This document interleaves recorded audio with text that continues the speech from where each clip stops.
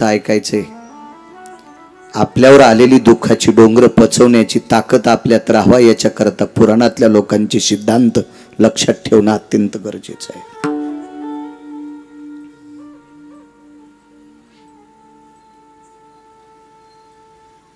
दोघेही गेली।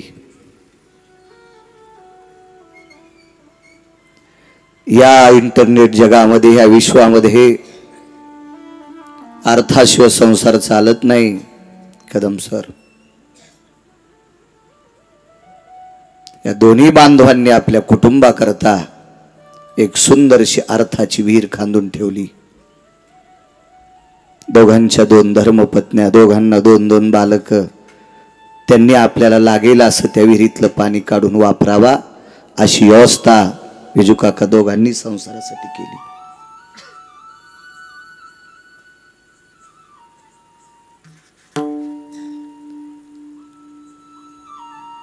वाटतंय आम्हालाही सुद्धा हळूहळू वाटतंय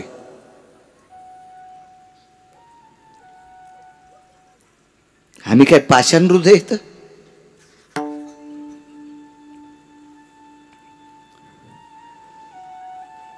ज्या लेकराच्या ओठावर रोम येऊ नये त्यांनी आपल्या वडिलांच्या पुण्यस्मरणाकरता श्रीमद भागवत कथा अर्जित करावी। आम्हाला काय भाव वाटत नसेल? त्या चिमुकल्यांच्या आईकडे त्या हरणीकडे बघितल्याच्या नंतर आमचं काळीत पाषाणाच आहे।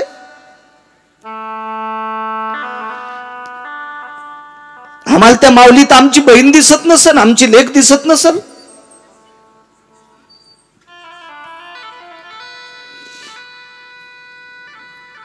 पण विसरायचं याच्याकरता आपल्यापेक्षा वरच्यांना पण फार मोठी दुःख होती। राजू, आयुष्याची मर्यादा संपली की स्वर्गीय किरणरावांना जावं लागलं।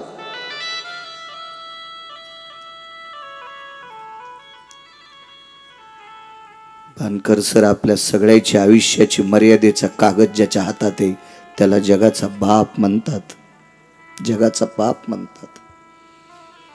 आणि तो बाप ज्या बाईच्या पोटी जन्माला आलाय विजू काका, तिच्या हातात बेड्या होत्या, हो लोखंडाच्या बेड्या होत्या, बेड्या होत्या।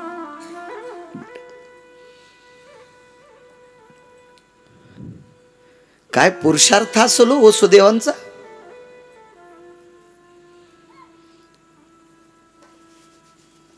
वसुदेवानी शोक केला नाही असं मी म्हणणार नाही, पण बापू बंदी शाळेत केला नाही। तुम्हाला एक सांगू का, दुःख सांगण्याची मर्यादा असली पाहिजे।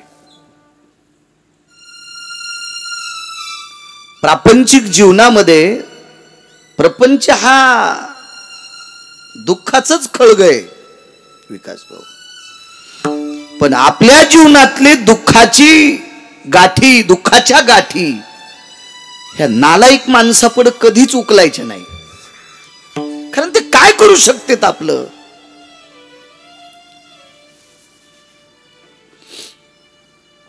ते दूर करू शकतात का आपलं दुःख? नाही। म्हणून एवढे विद्वान होते वसुदेव। विद्वान म्हणण्यापेक्षा ज्ञानी कोणाला म्हणायचं असतं माहितीये का? दुःख पचवण्याची ताकद ज्याच्याची त्याला ज्ञानी म्हणतात। किती दुःख होतं वसुदेव देवकील सांगू? या पवित्र भारत देशात एकाही स्त्रीला आणि एकाही पुरुषाला या दोघा इतकं दुःख नाही, या दोघांनी इतकं दुःख नाही। ऐका, साही मारी दुराचारी कसे मारली लेकर माहितीये? आईला झालेलं बालक भावानं हिसकून घ्यायचं, ओरडायचं नाही, आवाज करायचा नाही, कोणी सांगायचं? भावानं।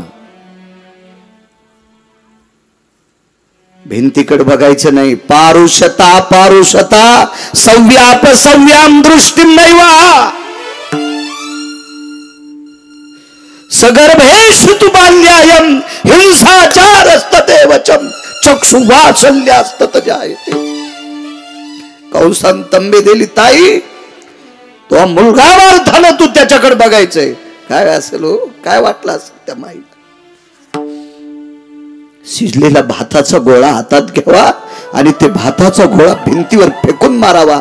भाताची कण जशी पांगतात तशी चिमुकल्या लेकराला पाशानं आपटल्यावर मांसाची तुकडी पांगत होती.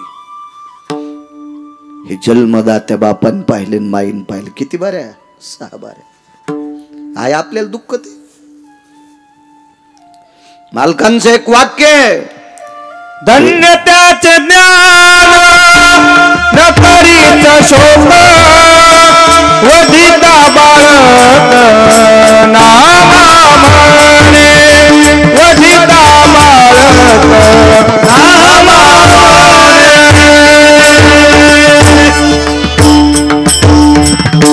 संत शिरोमणी नामदेवराय नमूद करतात, धन्य त्याचे ज्ञान न करीच शोक, वधिता बालक नामा म्हणे. कंसात एकटा रडता येत नव्हतं. कंस गेल्यावर रडायला काय हरकत होतं. वसुदेवान पत्नीला सांगितलं, देवकी रडू नकोस. कसायच्या तावडीत गाय सापडली. 2 गोष्टी पारतंत्र्यातल्या आपल्या देशातल्या. दोन गोष्टी. कसायला गाय सापडली. गाय बांधलेली आहे जंगलात. सुरा घासू लागला.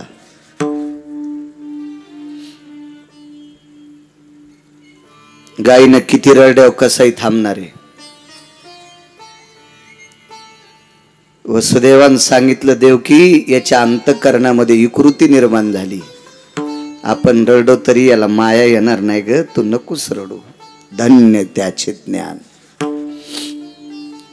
2 गोष्टी पारतंत्र्यातल्या आहेत. या देशातली गाय आणि या देशातली पवित्र घराण्यातली मुलगी. बांधल्या गुंतासी धेनुचे चरणे, दिल्या घरी राहणे लेकीचे गो, दिल्या घरी राहणे लेकीचे. बापाने ज्या घरी दिलंय, ज्या घरचा शेर ओलांडलाय, माप ओलांडलाय, उमरा ओलांडलाय, त्या घरची आचारसंहिता मान्य करणं या देशातल्या मुलीचं प्रारब्ध आहे. आणि गाय ज्या दावणीला बांधली त्या दावणीची वैरण खाणं तिचं काम. 2 गोष्टी पारतंत्र्यातल्या, स्वतंत्रता नाही.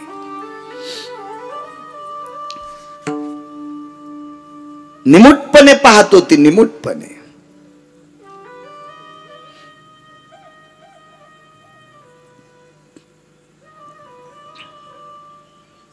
एके दिवशी वसुदेवानं दोघं एकांतात असताना विचारलं, देवकी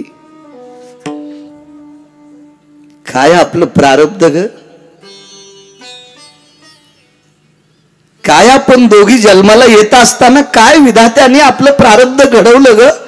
काय आपलं काशीतल्या मालकाने प्रारब्ध घडवलं ग? काय आपलं पंढरीतल्या मालकाने प्रारब्ध घडवलं? आणि पंढरीतला मालकच पुत्र आहे. पुढं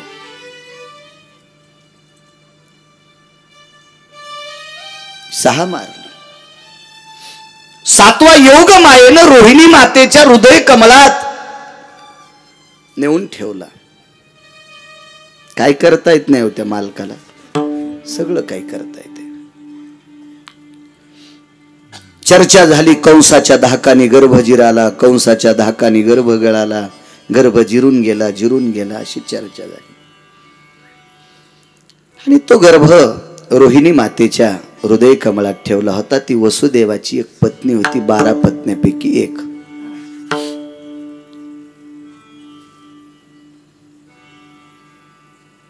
तुम्हाला रोहिणी देवकीच्या नंतर किती माहिती आता? किती भागवत ऐकले बरं सांगा ना तुम्ही. किती भागवतकार फुकल्यावर सुधरतान. या पाटील पुढे ऐकून बसतायत. इकडे या, पुढे या.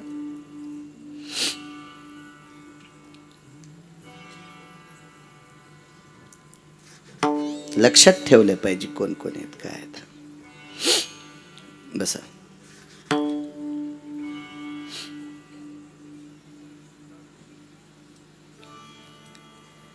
मित्र होते त्यांचे नंदराज,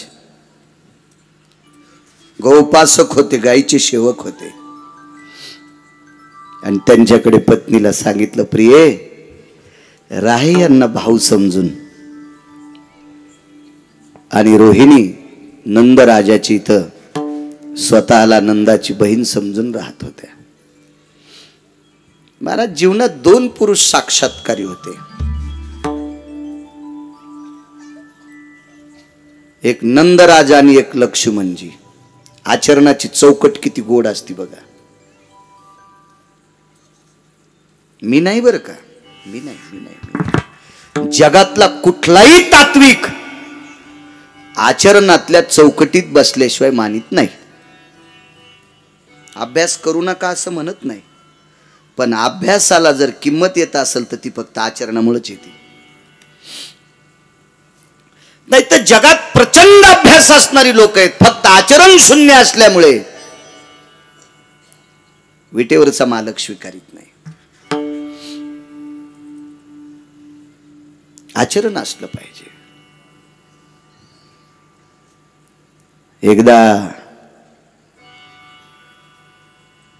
प्रभू रामचंद्रांनी लक्ष्मणजीला विचारलं होतं, लखन बस ओम बस, का रे सीतेनं पंपा सरोवरावर जेवढी दागिनी टाकली, अलंकार टाकली, ही महर्षी अगस्तींची पत्नी लोपामुद्रा.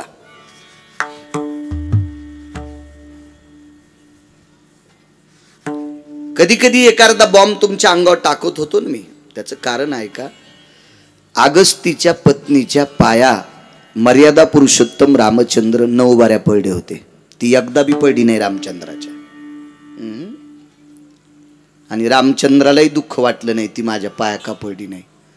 तर रामचंद्र 9 बाऱ्या पडल्यावर सीताई साहेब 7 बाऱ्या पडल्या होत्या. त्यांना थोडासा राग आला, माझे मालक जगाचे मालक येत पाय पडली नाही. ती बाई रस्त्याने विचारलं, का हो ती तुमच्या पाया नाही पडली? प्रभू म्हणले, सीते शांत बस, ती आपल्या पाया नाही पडली हे जळू दे, तिने आपल्याला पाया पडू दिले हेच आपला पुरुषार्थ आहे. तो रामचंद्रांनी विचारलं, सीताई साहेबांनी विचारलं, शिकारे पाटील का हो असं काय तिच्याकडं? काही नाही तिच्याकडं, ती सकाळ दुपार आणि संध्याकाळ आपल्या पतीचं दर्शन घेते, ती कोणाच्याच पाया पडत नाही, फक्त पतीच्या. म्हणून 3.5 घंटे सूर्य पण थांबिलता तिनं.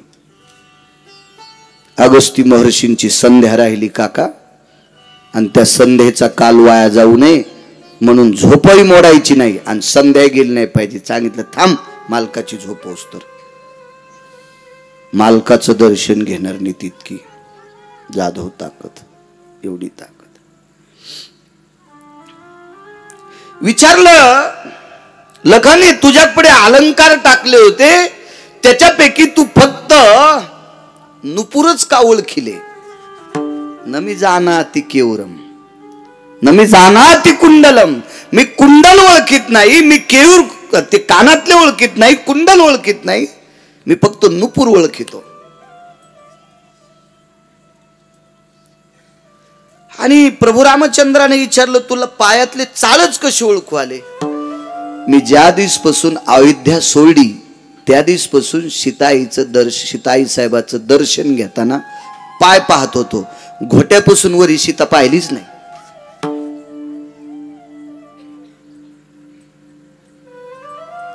साडे 13 वर्ष वनवास. किती दिवसाचा होता? 14. 6 महिने 26 दिवस सीताई साहेब कुठं होत्या? रावणाच्या अशोक वाटिकेत. 6 महिने 26 दिवस सीताई साहेब रावणाच्या अशोक वाटिकेत. पण 13.5 वर्षात सीता घोट्यापासून वरी पाहिलीच नाही. दिरानं भाऊजाई फक्त दर्शन घेताना पाय पाहिले. काय वाटलं असेल प्रभू रामचंद्राला? आपल्या भावाचा आपल्या पत्नीवर किती प्रेम आहे. याला म्हणायचं ब्रह्मचारी, याला म्हणायचं संन्यासी. सातवा गर्भ रोहिणी मातेच्या हृदय कमळात ज्या वेळेला प्रवेश करतोय त्यावेळेला गोकुळात चर्चा झाली. तुम्हाला एक सांगू का, या विश्वात कसंही वागा, लोक तुम्हाला दगड मारतात. फक्त संत वाङ्मयावर आणि पुराणावर, आपल्या संस्कृतीवर जी काही प्रणाली मोठ्यांची आहे अशा लोकांच्या शब्दावर विश्वास ठेवून आपण वागायचं. मग मूर्ख काय बोलतील ते चलू द्यायचं, आपण नाही त्यांच्या नादी लागायचं. माणसं कशी भेटतात माहिती का, स्तुती करणारे तेच, जेने मुखे स्तवी तेची निंदे पाठी लावी, ऐशी अधमाची जाती आणि त्याचे तोंडी पडो माती. काय मालकांचा पुरावा आहे. जेने मुखे स्तवी, ज्याच तोंडानं स्तुती करायची आणि माणूस उठून गेला की काका हे मूर्ख आहे, तेची निंदे पाठी लावी, त्याच तोंडानं निंदा, ऐशी अधमाची जाती आणि त्याची तोंडी पडो माती.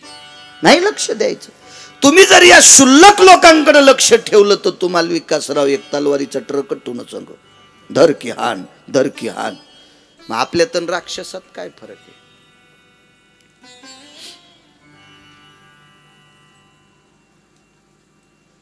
जीवन काही प्राण्याच्या ओठासारखं असलं पाहिजे.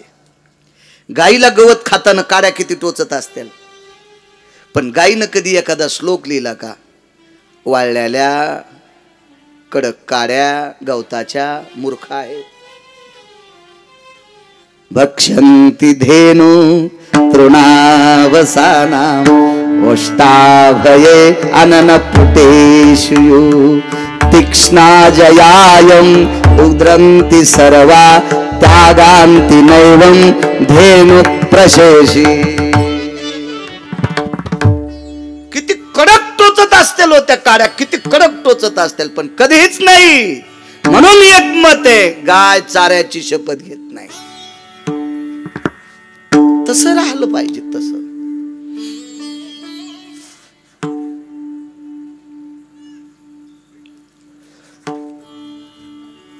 नंदराजाची चेष्टा केली, रोहिणीच्या पोटात गर्भ वाढतोय, नंदानं पाप केलं, दुःख वाटलं. श्रुतीनं प्रश्न केला, नंदराज काय? नाही म्हणे, आईसाहेब मित्राची पत्नी आहे,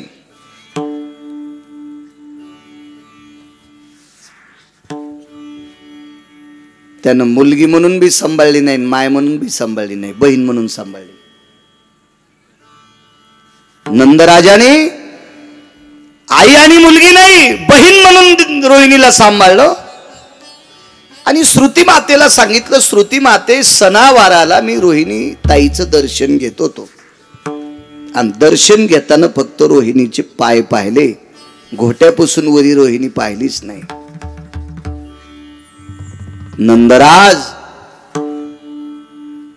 आणि लखनलाल कोट्यावधी अनुरागाच्या बरोबरीचे. कोटी शब्द पण खोटा आहे, भीष्मतुल्य म्हणायचं, भीष्मतुल्य इतका अधिकार.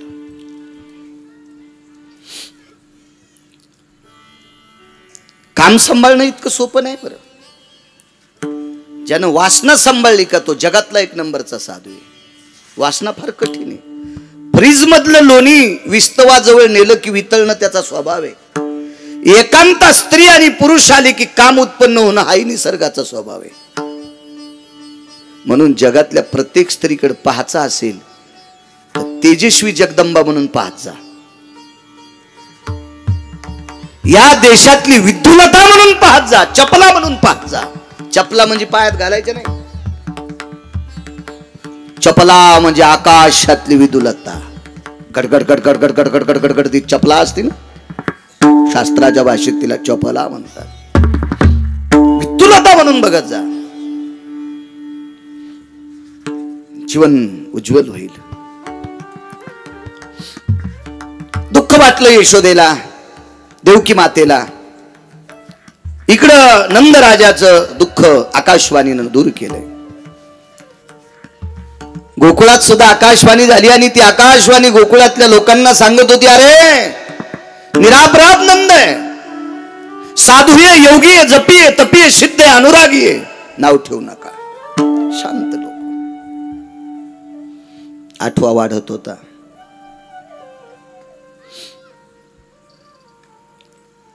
आठवा वाढत असताना कंसानं सांगितलं होतं आता डोळ्यात तेल घालून जपा.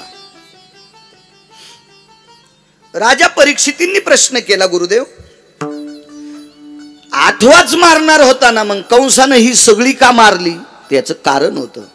इथं देवर्षी आलते नारद आले आणि नारदानं सांगितलं होतं कंसा देवकील जर 8च पोरं झाले याला एक म्हणलं तर हे 8वा आणि 8व्यापासून एक म्हणलं तर पहिला 8वा. मग नेमका कोणता 8वा. पुण्य सारावया भेटे देवरूसी पुण्य सारावया भेटे देवरूसी वदी बाळकाशी देवो नागो पुण्य सारवया भेटे पुण्य सारावया भेटे देवऋषी वधी बाळकाची ठेवू नये. त्याचं पुण्य संपायचं होतं. सगळ्यात मोठं पाप आहे बाल हत्येचं. निष्पाप असतात ती लेकरं. 6 मारली. 7वा योगमायेनं तिकडं नेला. 8वा वाढत होता. कंसाला मात्र झोप नव्हती. कंसा द्वेषी होता. 2 लोकांना झोप येत नाही. झोप किती लोकांना येत नाही. 2. ज्याचं दुखतंय त्याला एक झोप येत नाही. मग डोळा दुखेल, कान दुखेल, दाढ दुखेल, डोकं दुखेल, पोट दुखेल, पाठ दुखेल. व्याधी ग्रस्ता जायते निद्राम किमक्कार. ज्याचं शरीर व्याधीग्रस्त आहे त्याला कुठं झोप येत असते का. ज्याचं दुखतंय त्याला झोप नाही. पण दुखणं दुरुस्त करण्या वैद्या चाडे संयोग हा. वैद्य म्हणजे डॉक्टर कडे गेले यादी दुरुस्त केली तर झोप येते. पण अजून एक व्यक्ती आहे ज्याला झोप येत नाही. ज्याला दुसऱ्याचं खपत नाही त्याला एक झोप येत नाही. याला औषधच नाही. याला सल नावाची बिमारी. त्याने बंगला बांधलाच कसा. म्हणलं मिस्त्रीच्या हाताने बांधला कसा बांधला. नाही कशाचाच बांधला. म्हणलं सिमेंट आणि इटा आणल्या कशाचा बांधला. नाही पैसे आणलेच कुठून. म्हणलं गौसलते त्या नदीच्या कडीला. मला गौसतेन का. म्हणलं लाव 100-200 JCB. किराण लावल्यान होती ती जमीन फुकली. निघलं नाशिकला इटा उचलायला. नाही महाराज दुसऱ्याचं अस्तित्व जी माणसं मान्य करत नसतात का यांना असं समजायचं यांच्यात कंस आहे. यांना कंस म्हणायचं. कंस मगाशी बोलून गेलो. आणि किती जरी दिलं तरी तृप्ती नाही त्याला अतृप्त अथवा रावण म्हणायचं. कंस परद्वेषी होता. कंसाला कधीच कंसाला लोकांचं काय हो विजू काका. वडिलाच आवडलं नाही कंसाला. इतका हरामखोर होता कंस. तुम्हाला असं वाटतं का कंसाला माझ्या पंढरीतल्या मालकाने स्वतःच्या आईवडिलाला बंदी शाळेत ठेवलं म्हणून मारलंय. डोक्यातलं काढून टाका. नीट भागवत आहे का. देवाला सर्वात मोठा राग येतो मायबापाचा द्वेष करणाऱ्या हरामखोराचा. ज्याला मायबाप आवडत नाहीत का आई वडील आवडत नाहीत का याच्यासारखा देवाच्या डोक्यात दुसरा कोणी बसतच नाही. आणि कंसाने स्वतःचे आई वडील अंधार कोठडीत टाकले होते. अंधार कोठडीत. आणि देवाचे आई वडील बंदी शाळेत होते. निदान यांना सूर्य बघता येत होता. पण कंसाच्या आईला उग्रसेन आणि त्यांच्या पत्नीला मात्र सूर्य बघता येत नव्हता. इतकी अवस्था. इतका कंस वात्रट होता. सारखा आठव्याला. पुन्हा एकदा सांगतो. मुनिश्री शुकदेवांना राजा परीक्षिती महाराजांनी प्रश्न केला एवढ्या मोठ्या सात्विक उग्रसेनाला इतका नालायक पुत्र झालाच कसा. शंका आहे ना. तर कंस हा उग्रसेन महाराजांचा नव्हता. कंस हा द्रुमिल नावाच्या हरामखोर राक्षसाचा होता. द्रुमिल नावाचा राक्षस हा मायावी राक्षस होता. कधी कधी चांगलं वाची जा किंवा ज्यानं चांगलं पाठ केलंय त्याचं ऐक जा. कधी कधी अवघड होतं ना काका. सुख सांगतात राजा परीक्षिते. काय उग्रसेन महाराजांची पत्नी सात्विक होती बरं का, आणि काय त्या पवित्र सात्विकपणात कंस दोघांपासून मूर्ख जन्माला आला बरं का. वाचून सांगत आहे सुमळ्या पुढचे मरतील रे. द्रुमिला ती जायो ससंग पापा स्वयमानंद्रगा द्रुमिला ती संगा. द्रुमिल नावाच्या पर्वतावर उग्रसेन महाराजांच्या धर्मपत्नी ज्या वेळेला वनभोजना करता जातात, अशा वेळेला द्रुमिल नावाच्या राक्षसाने गरजायले का नाही गेट बर. उग्रसेन महाराजांचं रूप धरलं दुर्मिल राक्षसाने. त्याचं नाव आहे द्रुमिल नावाचा राक्षस. आणि बाईसाहेबाला वाटलं मालकच आले का नाही. लक्षात घ्या पुढचा प्रकार. रतिसुख सूर्याचे किरण असताना मागितलं.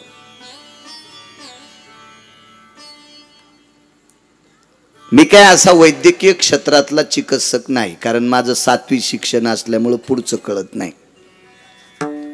तुम्हाला माना न माना पण पुराणाची मती सांगते, भारतीय संस्कृतीमध्ये आपल्या हिंदू संस्कृतीतल्या तारुण्य दशेतल्या पाणीग्रहण केलेल्या व्यक्तीनं सूर्याचे किरण मालवेपर्यंत पत्नीशी संग करायचा नाही. अपत्य निष्क्रिय जन्माला येत असतात, बुद्धिहीन जन्माला येत असतात.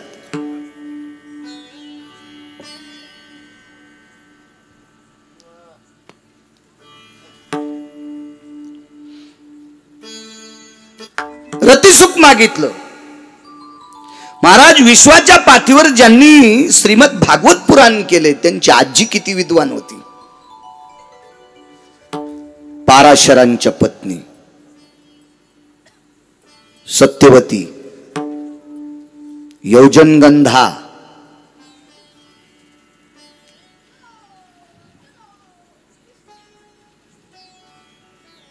पुन्हा काय नाव होतं तिचंच नाव योजनगंधा.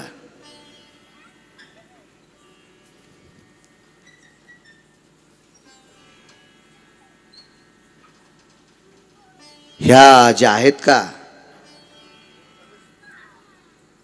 रतिसुख मागितलं आणि सांगितलं नाही जमत.